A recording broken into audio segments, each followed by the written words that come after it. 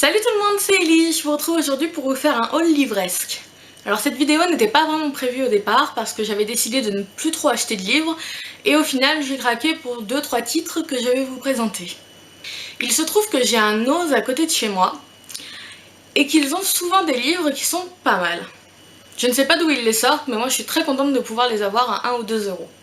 Le premier livre que j'ai acheté c'est La Tour de Tokyo, Maman, moi et papa de temps en temps de Lily Franky aux éditions Pique et Poche.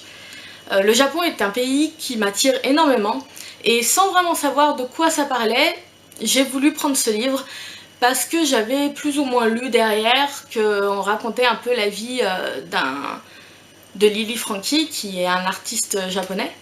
Et je me suis dit que ça pouvait être intéressant de voir un petit peu le Japon de l'intérieur, d'avoir des tranches de vie comme ça et voilà, ça m'attirait. Ensuite j'ai trouvé La Forêt des cœurs glacés de Anne Ursiu aux éditions Seuil. Alors au départ je ne savais pas du tout, mais pas du tout de quoi ça parlait. Je l'ai juste pris parce que j'aimais la couverture, parce que je la trouve très très belle. Je sais pas, c'est le genre d'illustration que moi j'adore. J'ai quand même été voir un peu de quoi ça parlait sur internet et il me semble qu'il y a une partie du conte de la Reine des Neiges. Donc ça peut être sympa à lire. J'espère vraiment que celui-ci va me plaire.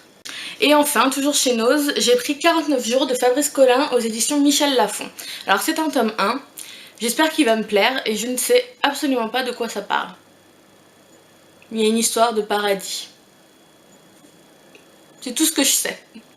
Pareil, la couverture me plaisait beaucoup, j'aime beaucoup ce genre d'illustration donc je l'ai pris à cause de ça. Et le dernier livre que j'ai pris, je l'ai trouvé à Carrefour. Alors je vous dis où je l'ai trouvé parce que c'est quand même hallucinant dans mon bled paumé où il y a un Carrefour certes, mais voilà c'est tout. Je l'ai trouvé, alors que je sais qu'il y en a qui ont été à la Fnac dans des grandes villes qui ne l'ont pas trouvé.